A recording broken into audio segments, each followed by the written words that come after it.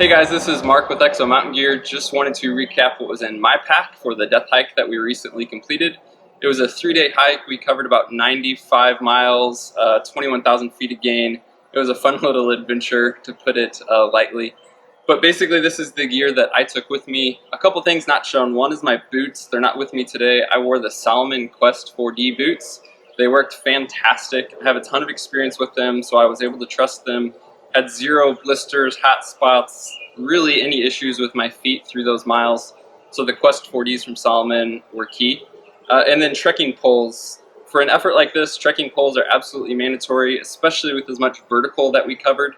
I don't have them with me today because I actually lost one in a river. Long story.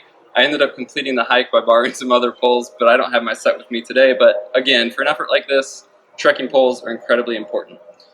For the pack, I chose to run our Exo Mountain Gear 3500 pack, just detached the lid and ran the bag only. It worked out well, more space than I needed.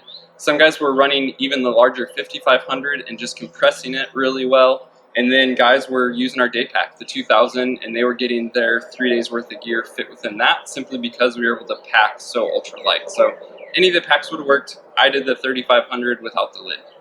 Clothing.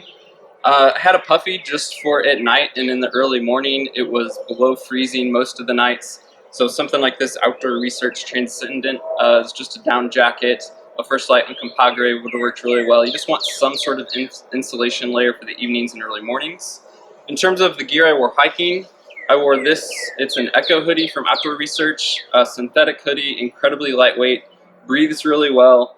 As you can see, it's long sleeve and hooded. I kept the sleeves down and the hood up almost 95% of the time for sun protection. So I didn't pack sunscreen, didn't want to have to worry about that, but I wanted something to keep the sun off of my neck, my ears, my arms, all that good stuff. This hoodie was phenomenal for that, and it's so lightweight. Underwear, critical choice. You definitely don't want any chafing issues or anything like that. I wore these 2XU compression shorts for all of the miles. They worked fantastic, and I think the compression kind of helps with the quads and the hamstrings and recovery and blood flow and all that. And that's most important, no chafing issues. For pants, I wore pretty much what I wear nonstop, whether I'm hiking, hunting, or just around town. That's the Piranha Stretch Zions. So great pants. You can always roll them up to vent, but they do breathe pretty well. Or as some guys did, just take your pants off and hike in your boxers. We're all friends together. So that happened quite a bit.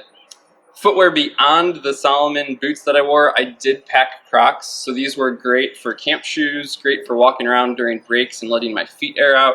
And then were really important for me for stream crossings. We probably waded through 5, 6, 7 streams or rivers.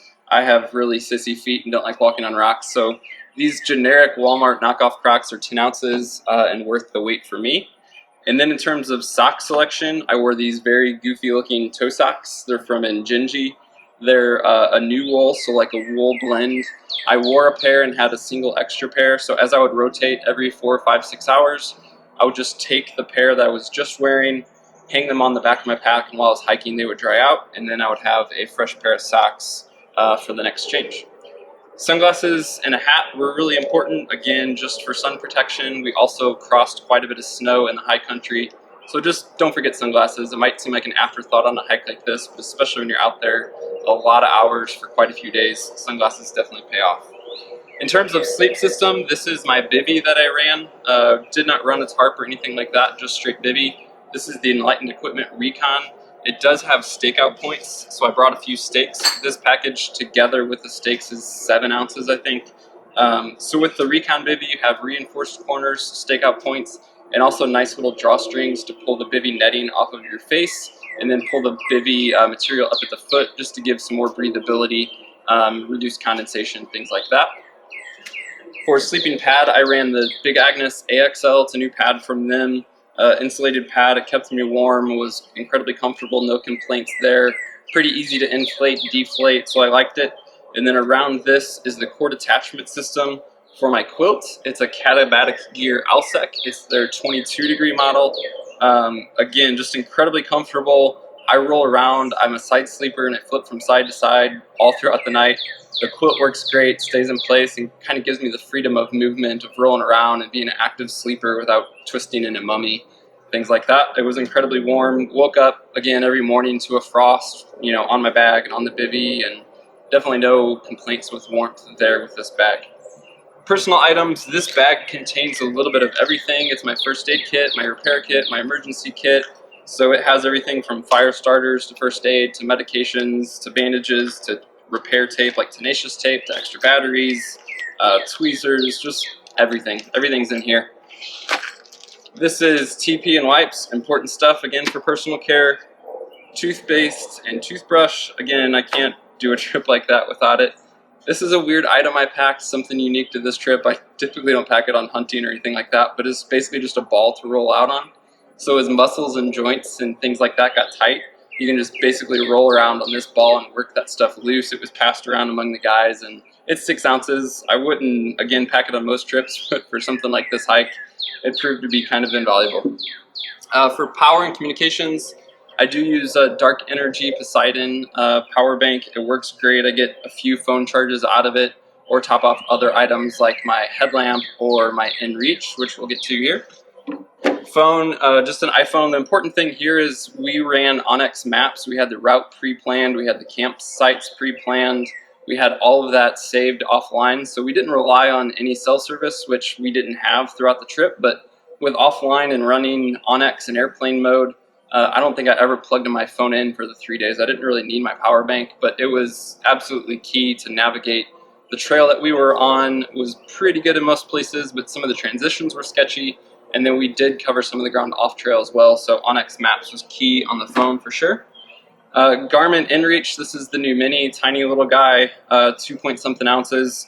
This was key not only to communicate back home, but then communicate with each other. As many of us had inReach devices, we were able to send messages to the groups as they split up. So naturally throughout the day, we'd end up with 5, 6, 7 groups of hikers spread out, a few miles apart, and we could send messages to each other with the inReach, which was key. Headlamp was a Black Diamond, ran a Black Diamond spot rechargeable. Actually not this one, I didn't pack it, but Black Diamond headlamps have been key. Water system, basically used the Sawyer Squeeze filter, as well as Sawyer Squeeze bags, which are in here. And then I also carry a larger platypus bag with a larger opening than the squeeze bags. Sometimes, in pooled water or just different stream conditions, it's much easier to get your dirty water out of this than it is the squeeze bag, but I do run the squeeze bag, squeeze filter, and then well as the injection to do the backflow if I ever need to do that. System's key.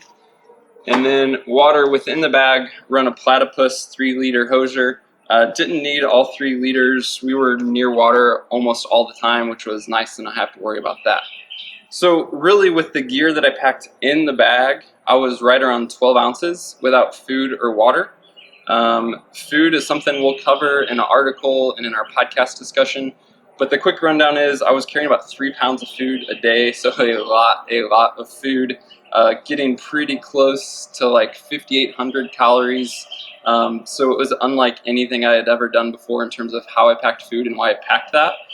So we'll break that down. Be sure to check out the links below, and you can learn more about the exact gear list, all the weights, the food, and really our whole approach to the hike. But this was the gear I carried. So let us know if you have any questions. Leave them in the comments. We'll be happy to answer them.